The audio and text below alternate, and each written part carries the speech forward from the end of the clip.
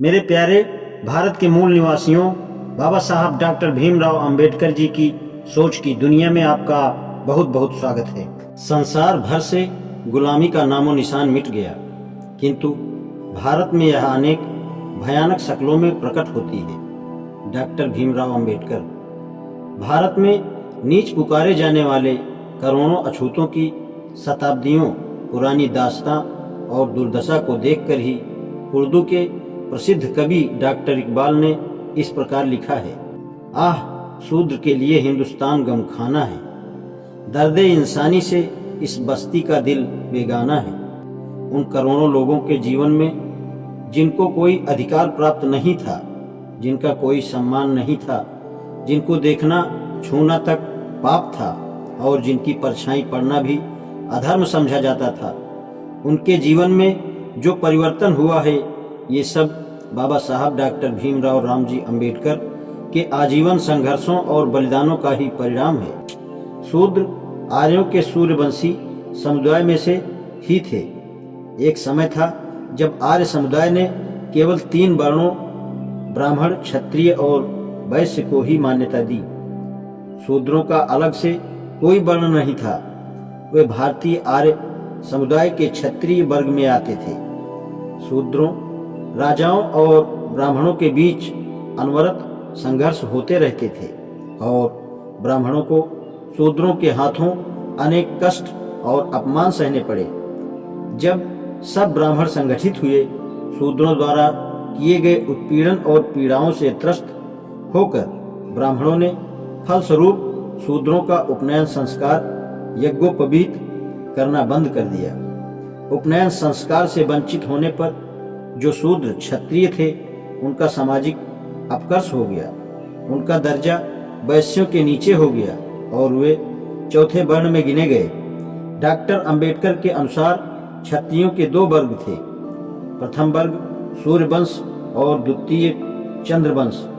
सूर्यवंश के क्षत्रिय बहुत पराक्रमी और बुद्धिमान थे।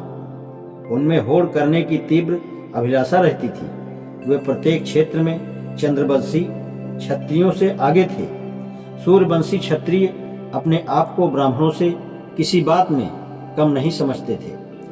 सामाजिक अधिकार एवं सुविधाओं के प्रश्न पर ये सूर्यवंशी क्षत्रिय ब्राह्मणों से भिड़ गए।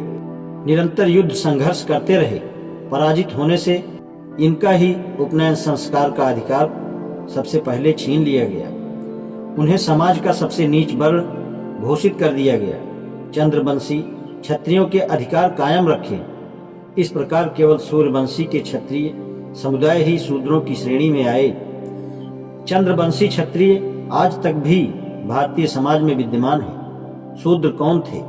डॉक्टर अंबेडकर का बहुचर्चित शोध ग्रंथ है। वे इस ग्रंथ की प्रस्तावना में प्रस्तुत ग्रंथ लिखने का अपना उद्देश्य स्पष्ट करते हुए लिखते हैं, साहित्य की वर्तमान स्थिति को देखकर शूद्रों पर एक पुस्तक लिखना अनुचित न होगा।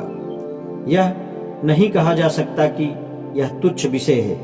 भारतवर्ष में आर्य 4 वर्णों में विभक्त है, अर्थात ब्राह्मण, क्षत्रिय, वैश्य और शूद्र। समाज का संगठन चातुर्वर्ण पर निर्भर है। केवल इन बातों से शूद्रों के प्रश्न की जटिलता और गहनता प्रकट नहीं होती। यदि समाज केवल 4 वर्णों में विभक्त रहता तो चातुर्वर्ण व्यवस्था में कोई आपत्ति न होती। अभाग्य से चातुर्वर्ण में बहुत रहस्य छिपा है। चातुर्वर्ण में ऊंच नीच की भावना भरी पड़ी है। यह भावना केवल मौखिक नहीं है, यह कानूनी है। शूद्र सबसे नीच वर्ण है और उस पर ऐसे ऐसे प्रतिबंध लगे हैं, वह कभी पनप नहीं सकता। जब तक कि अछूतों का 5वां वर्ण नहीं बना था, शूद्र ही सबसे नीच वर्ण समझे जाते थे। यदि लोग शूद्र के प्रश्न का महत्व नहीं समझते तो इसलिए कि उनका ध्यान उनकी जनसंख्या की ओर गया ही नहीं। दुर्भाग्य से जनगणना में भी शूद्रों की जनगणना अलग से नहीं दिखलाई जाती। इसमें कोई संदेह नहीं कि अछूतों को छोड़कर शूद्र हिंदू जाति में 75 या 80% हैं। जो पुस्तक इतनी बड़ी जनसंख्या के विषय में लिखी जाए, यह तुच्छ नहीं कही जा सकती। पुस्तक में शूद्रों के विरुद्ध होने वाले षड्यंत्र के असली चरित्र को उजागर किया है। जिसे प्रस्तुत करने का साहस कोई ब्राह्मण विद्वान नहीं कर सकता।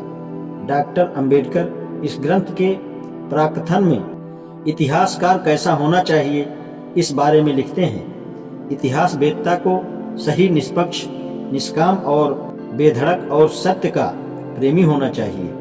उसको निष्पक्ष भाव से छोटी चीज की जांच करनी चाहिए। इतिहास वेदता जो ब्राह्मण नहीं है उसमें इस प्रवृत्ति का होना कठिन है। अपने अनुसंधान में मैंने अपने को निष्पक्ष रखा है। शूद्रों के बारे में मैंने केवल ऐतिहासिक वृत्ति से ही लिखा है। प्रत्येक मनुष्य को ज्ञात है शूद्र वर्ण आर्यों का चौथा वर्ण है, किंतु यह जानने की चेष्टा बहुत कम ने की है कि शूद्र कौन है और इस वर्ण की उत्पत्ति कैसे हुई। निस्संदेह यह जानना आवश्यक है कि शूद्र वर्ण का स्थान समाज में चौथा कैसे हो गया। यह समाज की विकास परंपरा से हुआ अथवा समाज विप्लव से हुआ। यह जानने के लिए शूद्र कैसे हुए और चौथा वर्ण कैसे बना। वर्ण व्यवस्था का प्रारंभ जानना आवश्यक है। वर्ण व्यवस्था की उत्पत्ति का ज्ञान ऋग्वेद के 10वें मंडल के 19वें मंत्र से प्रारंभ होता है। ये पुरुष सूक्त के मंत्र में है। इसमें कुल 16 पद्यांश हैं, जिसमें से 12वां श्लोक इस प्रकार है। ब्राह्मण इसका मुख हुआ, क्षत्रिय को भुजाएं बनाया गया। इनकी दोनों जांघाओं से वैश्य और चरणों से शूद्र उत्पन्न हुए।